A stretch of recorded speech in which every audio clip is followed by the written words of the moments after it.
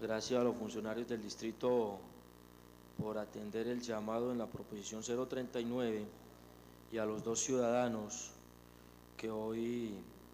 en la declaratoria de sesión informal han dado sus apreciaciones, a los colegas por estar tan atentos a un tema tan importante y sin duda alguna a toda la comunidad, ya que este tema que inicialmente fue citado pensando en el campesino nos debe preocupar absolutamente a todos, porque el emplazamiento no solamente va hacia estas personas que hoy están exentas por la ley 14, sino que hay otra serie de emplazamientos que también deja una serie de dudas, secretario, y una serie de inquietudes y que voy a ir exponiendo a lo largo de mi intervención.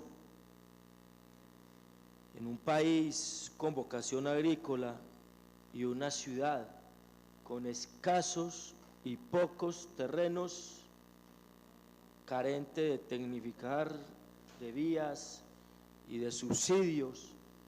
y como si fuera poco, con costos altísimos en los insumos de producción. Yo sin duda alguna resalto algo que el año pasado decíamos,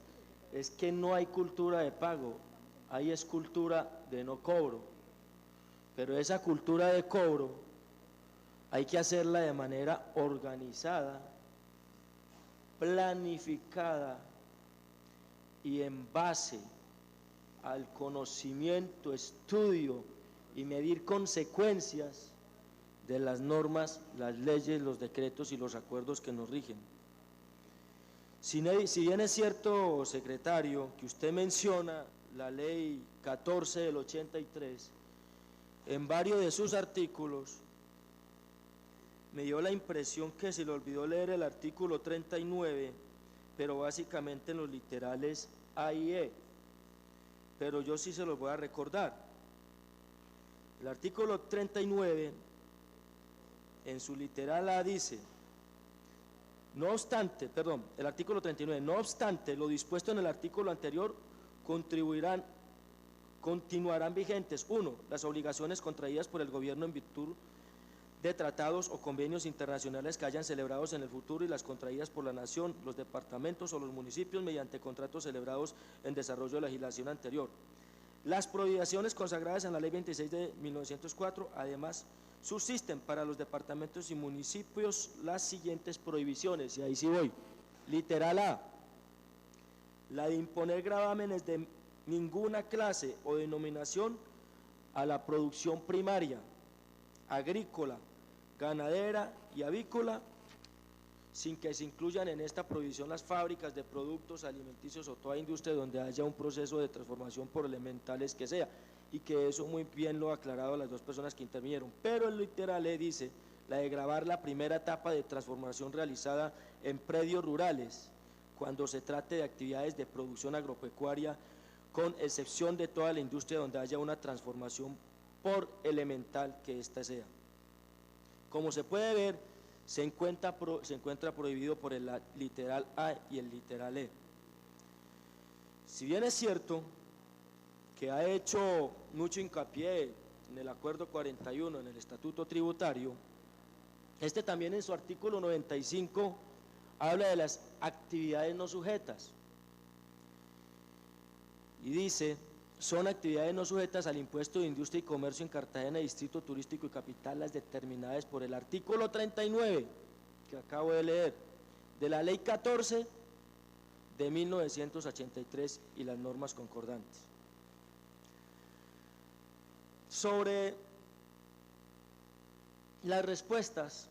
a cada uno de los interrogantes de la proposición 039, cuando hablamos de más y mejores ingresos, que fueron los términos utilizados, yo creo que tenemos muchos sectores en la ciudad que tienen la capacidad de pagar los respectivos impuestos, y hay un informalismo realmente de personas que deben estar formales, a quien se les debe hacer los seguimientos pertinentes, y es allí donde se deben mejorar los ingresos, y no hacer una serie de documentaciones que desgastan a la administración de manera innecesaria, donde de 21 probabilidades terminamos en una depuración a 7.000 y solo 237 han terminado. Entonces, la pregunta es, ¿en base a quién y con quiénes vamos a mejorar los ingresos? Pero hay que tener en cuenta, cuando usted nos marca la diferencia entre un emplazamiento y un cobro, y yo no sé, pero no me quedó claro, porque no se me parece ni a un emplazamiento ni a un cobro, de acuerdo a lo que usted dio a entender. Ahí me parece que no tenemos claro, cuando la norma define cuáles son las actividades exentas del pago de dicho tributo, siendo obligación del sujeto activo, en este caso la Secretaría de Hacienda, tener claro cuáles son actividades de cada una de las personas a quienes emplaza. Yo creo que ahí hay una contradicción cuando usted nos da la comparación de lo que es un cobro y un emplazamiento. Es una oportunidad valiosa, pero recordemos que aquí están involucrados no solamente campesinos, sino que hay muchas ciudadanías, pero hay un error cuando usted habla de emplazamiento y habla de cobro, porque en su respuesta están los términos de omisos. Y recuerdo, señor secretario, que no son omisos. A muchas de esas personas a las cuales se les envió la documentación no son omisos. Ya ahí se le está tildando de omiso sin serlo. Y eso es muy delicado, inclusive puede afectar moralmente. Son personas que se encuentran exentas de esta obligación de acuerdo con las normas que ya aquí bien hemos mencionado. En la respuesta 3 y 4, yo creo que cuando nosotros titulamos a la gente omiso, emplazamientos, esos emplazamientos ya son una amenaza, porque es que ya van con un valor de cobro inclusive previo. Pero ¿sabe qué me preocupa? De esos 237, ¿por cuántos son los emplazamientos iniciales y en cuánto han terminado y dónde han sido pagados? Y ahorita voy a exponer también una preocupación adicional. Esto da presencia al terror cuando una persona está exenta y no tiene los conocimientos, porque estamos hablando de campesinos, de ganaderos, de pescadores, donde muchos de ellos ni siquiera han tenido la primaria, ya que la doctora Judith Pinedo nos declaró libre de analfabetismo, siendo eso absolutamente falso. Y si nos vamos a basar en eso, debemos tener en cuenta que hay personas que ni siquiera han tenido la primaria.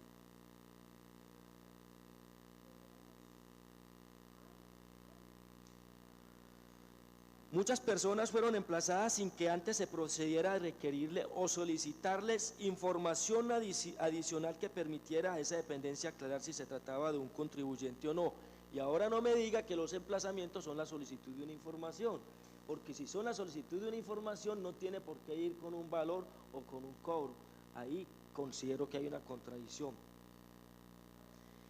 ¿Y dónde está el error? Ya aparecieron las llaves. El desespero y no individualizar a la actividad nos conlleva al error y al terror de los mismos campesinos, porque si se individualiza las actividades,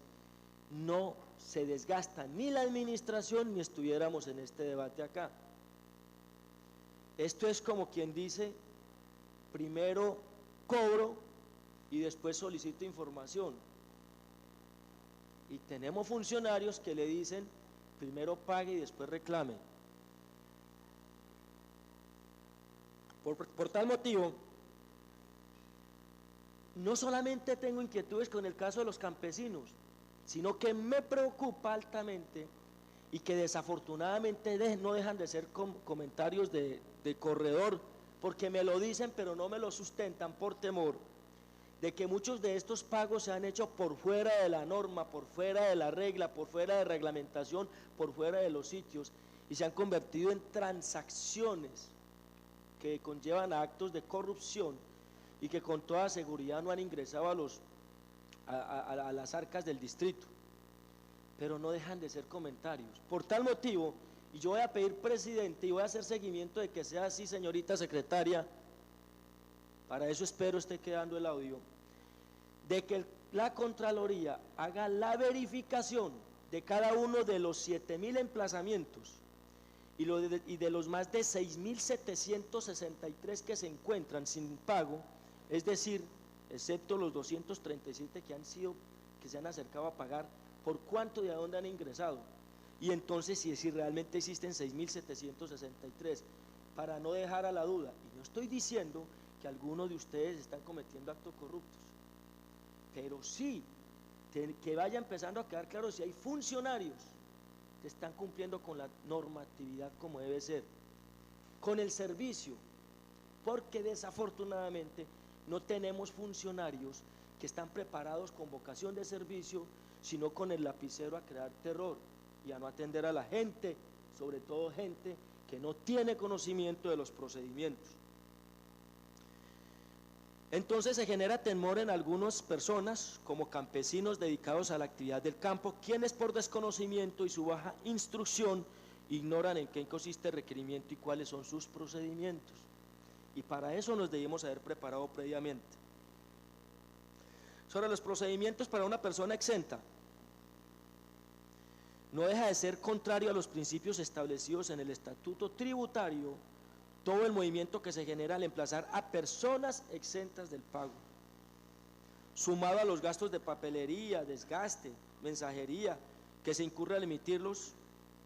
siendo que es improcedente. Entonces creo que estamos incurriendo en un gasto innecesario. Yo quiero que aquí salga un compromiso y que ese compromiso sea el punto de partida de la Secretaría de Hacienda. Aquí se trata de corregir errores que se vayan cometiendo en el camino y no conllevar a una ola de nieve que traiga unas consecuencias peores cuando hablamos del pacto agrario, cuando estamos hablando de más del 15% de la población. Fíjese, en el marco del Foro Urbano Mundial, en nuestro país alrededor del 54% viven en las zonas urbanas, perdón, en el mundo, el promedio en el mundo, y en nuestro país estamos acercando al 70%. Esto significa que cada vez tenemos más zonas rurales o cada vez tenemos menos actividades agropecuarias o menos campesinos, teniendo en cuenta que ellos son autogestores de su propio empleo y son la materia prima. Y ahorita hablábamos de la industrialización de esa materia prima. Ellos son la materia prima y estamos pensando en el proceso de los productos sin pensar en lo que somos fuertes en un país con vocación agrícola como es la materia prima. Unos campesinos que las importaciones los tienen en la quiebra, porque carecemos, y lo digo como hijo de padres campesinos orgulloso, siendo víctima desplazado ni por la violencia, ni por guerrilla, ni por paramilitares, ni nada por el estilo, pero sí por el sistema financiero, pero que admiro y respeto, porque no hay cosa más agradable que saludar a un campesino por su educación y formación, pero carecen de subsidios, de tecnificar sus actividades, de vías terciarias, de oportunidad, de servicios públicos, y hoy son desplazados por todos los esquemas, y no quiero que algún día salga un titular en los principales medios del país diciendo que la alcaldía distrital también desplaza al campesino de la región. Eso sí sería muy delicado. Por eso es muy necesario ser prudente cuando se hace este tipo de documentaciones. Fíjate, nada más la semana pasada en conjunto con la bancada de la U, y hoy vamos a tener una conversación en aras a mirar la posibilidad de que se cree una nueva localidad